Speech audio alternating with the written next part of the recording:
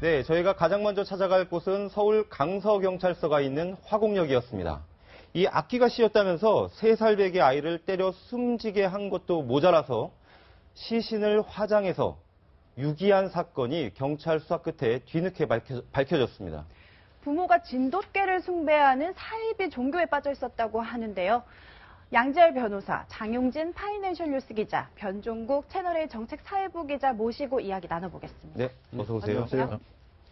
자, 변종국 기자, 먼저 이 사건 개요부터 설명을 좀 해주시죠. 참 황당하면서도 충격적인 사건이 또 발생을 했습니다. 이 사건은 약 3년 전으로 거슬러 올라갑니다. 3년 전이요? 2014년입니다. 2014년 8월에 40대 여성이 내 아들이 실종됐다.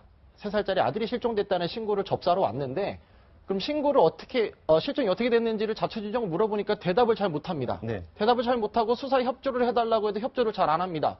그래서 경찰이 이상하다 해서 2년, 3년 넘게 수사한 끝에 결정적인 제보자로부터 사실은 사이비 종교로 추정되는 집단 내에서 죽여서 시신을 유기했다라는 진술을 얻어내서 지금 공범 등 해서 4명을 지금 구속한 상태인데 아까 말씀드린 대로 진돗개를 사랑하는 모임입니다. 공식적인 명칭은 아니지만 자기들끼리 진돗개를 사랑하는 모임.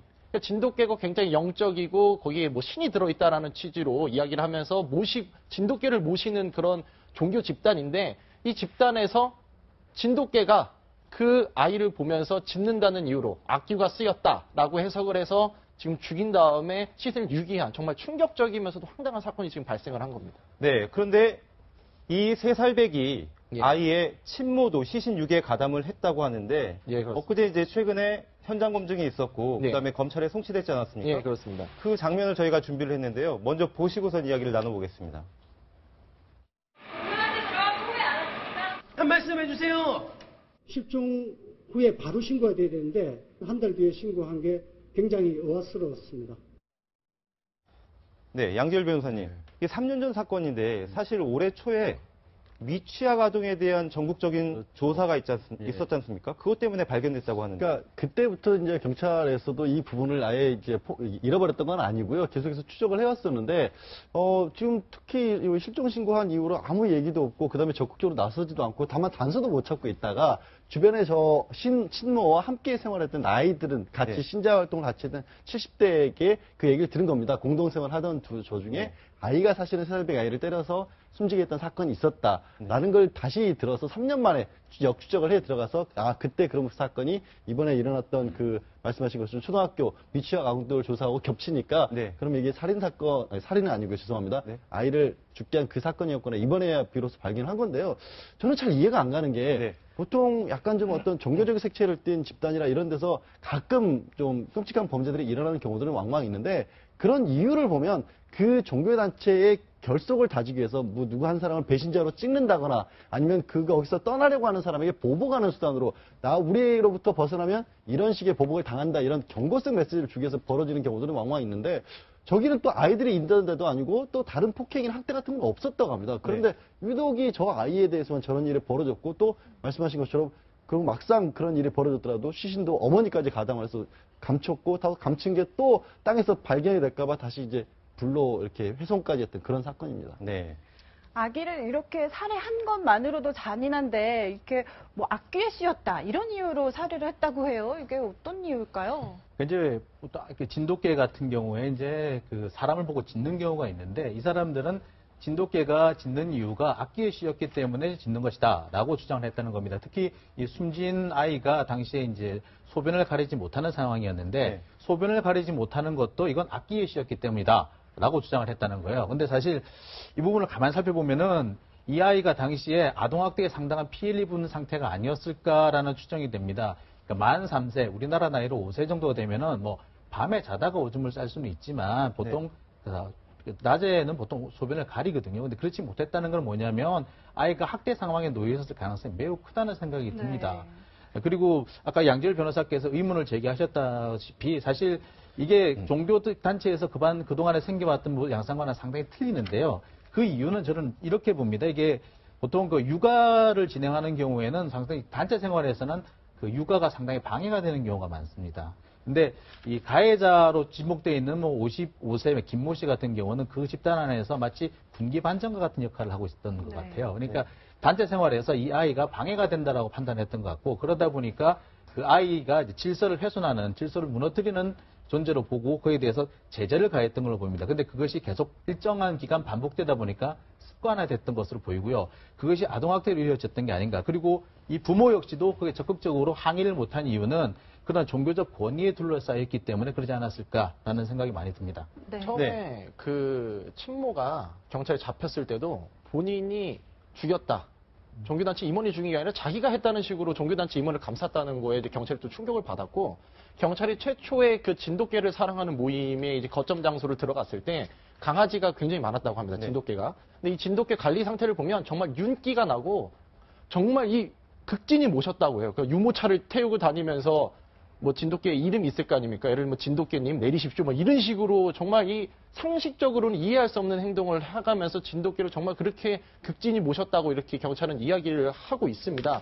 그 어머니가 처음에 이제 실종 신고를 했던 게 부천에서 이제 잃어버렸다고 이야기를 했습니다. 부천에서 잃어버렸다. 네. 근데 부천은 이제 어머니가 이제 일하던 장소여서 부천이라는 말을 했었던 건데, 그 실종 당시 사항을 자세하게 이야기해달라고 하니까 기억이 안 납니다라고 일관을 했다고 그럽니다. 네. 그러니까 그 말은 결국에는 그때 당시부터도 경찰은 뭔가 지금 의심스러운데, 네. 근데 이게 단서가 없으니까 네.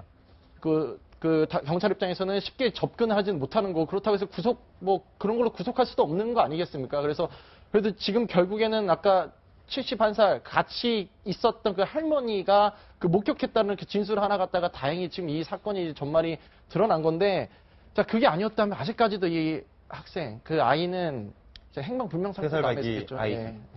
지금 뭐 사실은 진돗개들을 위해서 별도의 다세대 주택 공간 한 채까지 이렇게 별도로 마련했다라고 하는 얘기까지 예, 들려오는- 12마리였는데요. 30마리로 지금 늘어났다고 합니다. 네, 그렇군요.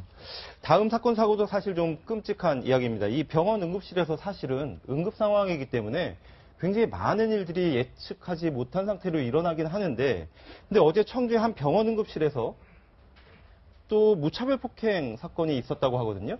예, 청주의 한 그 응급실이었는데요. 그러니까 정신질환을 앓는 것으로 알려진 그 50대 남성이 응급구조사인 여성을 폭행한 사건인데, 당시 이 응급구조사가 지금 네. 이제 그 임신 9개월의 만삭 상태였다고 합니다. 그러니까 만삭의 산모를 함부로 폭행을 한 거죠. 지금 저기 폭행 장면이 CCTV에 잡혀 있군요.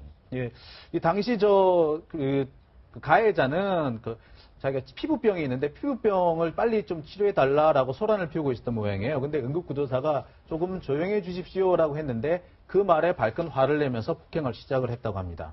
더 폭행을 당하던 분이 다음 달에 출산을 앞둔 이런 임산부였다는 말을 들었어요. 그러면은 이 태아까지 위험해질 수 있는 상황인데 이 정도면 살인미수죄라고 볼 수도 있는 거 아닌가요? 좀 마음으로 보자면 살인미수죄보다도 더한 범죄라도 좀 적용을 하고 싶은 그런 상황인데요. 사실 이것이 뭐 그 살인미수까지 적용하기 좀 어려워 보입니다. 네. 많이 어려워 보이고요. 네. 다만 이제 그 태아에 문제가 생겼다면은 좀 더 강력한 처벌이 좀 가능하지 않을까 하는 생각이 들고요. 그리고 지금 이 상황이 이제 공무집행 방해로 볼 수도 있기 때문에 아마 무거운 처벌이 가능할 거라는 생각이 듭니다. 또한 뭐 죄질을 볼 때 개전의 정도 없어 보이고, 또 그런 면에서 볼 때 아마 좀 이런 부분은 좀 강력한 처벌이 필요하지 않을까라는 생각도 해봅니다. 병원 응급실 문제는 여러 번 사건이 나왔었어요. 그리고 병원 응급실이라는 게 환자들이 기본적으로 있고, 거기에 그냥 흔히 하는 말로 칼이 있고 어떤 여러 가지 도구들이 있고, 누워있는 상당히 사람들이 더 충격을 가면 훨씬 생명이나 신체 위험에 빠질 수 있는 사람들이 많이 있지 않습니까? 그런데도 지금 아직까지 우리 병원에서는 병원 내 경호 인력 배치에 대해서 굉장히 소극적인 것 같아요. 그러니까 네. 저기는 남성이라든가 무장을 어느 정도 갖춘 사람이 있어줘야 되는 공간인데, 그런 부분이 계속해서 여러 번 사건이 거듭돼도 개선이 안 되고 있는 거죠. 네. 네. 변종국 기자, 네. 지금 저희가 조금 전에 북한의 네. 열병식 소식을 잠깐 얘기를 해드렸었는데, 예. 지금 여기에 맞춰가지고 이 탈북단체가 또 삐라 대북전단을 날렸다라는 이런 소식도 예, 들려오거든요. 그렇습니다. 오늘 새벽에 기습적으로 날린 겁니다. 왜 새벽에 기습적으로 날렸냐고 말씀을 드리냐면, 보통 이제 오후 오전에 이렇게 날릴 수도 있는데, 요즘에는 이제 북한이 한때 그렇지 않았습니까? 그 삐라를 날리는 그 곳에다가 미사일을 쏘겠다. 북한이 이렇게 이제 어퍼를 놓으면서 지금 많은 피해가 혹시 만대 사태가 예상이 될 수 있어서 제지를 하고 있는 상황이기 때문에 야간이나 새벽 시간을 이용해서 이렇게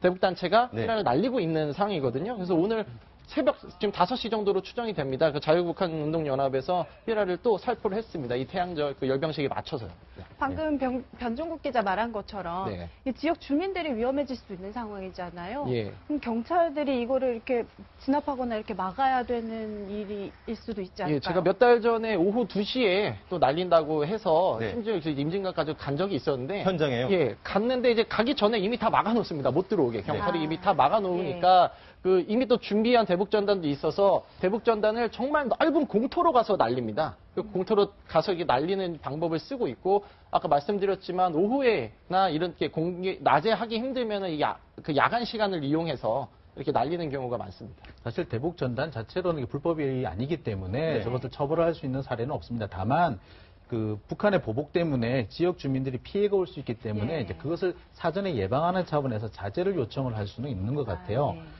다만 지금 북한 같은 경우에 북한도 지금 남한을 향해서 지금 삐라를 많이 날리고 있는 걸로 알고 있어요. 그러니까 그렇기 때문에 어떻게 보자면 이게 경우에 따라서는 약간 좀 긴장이 고조되는 상황이 갈 수도 있지 않을까 그런 우려는 되긴 합니다. 네. 네, 사이비 종교단체가 개입된 살해 사건 포함해서 다양한 사건 사고 알아봤습니다. 여기서 양지열 변호사, 장용정 기자와는 먼저 인사를 나누겠습니다. 고맙습니다. 고맙습니다.